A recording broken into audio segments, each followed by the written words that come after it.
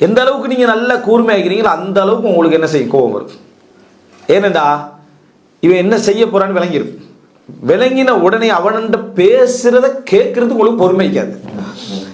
ஒருத்தர் வந்து உங்களுக்கு ஒரு 5 நிமிஷமா ஒரு விஷயத்தை விளங்கப்படுத்திட்டீங்களா, ஆனா உங்களுக்கு அவர் எடுப்பிலேயே இவர் இதைத்தான் சொல்ல போறாருன்னு உங்களுக்கு விளங்கிடும், பொறுமையே உங்களுக்கு இருக்காது.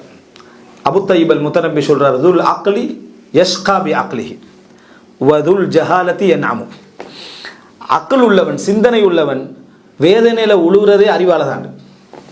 அவன் வேதனையில உழுவுறது என்ன, அறிவால. சுஃபியான் தௌரி சொல்றார், குல்லம இஸ்தத்து இல்மன் இஸ்தத்து அலமா. அறிவு அதிகரிக்க அதிகரிக்க எனக்கு வேதனை அதிகரிச்சுன்றார். அறிவு அதிகரிக்க அதிகரிக்க வேதனை அதிகரிக்குது.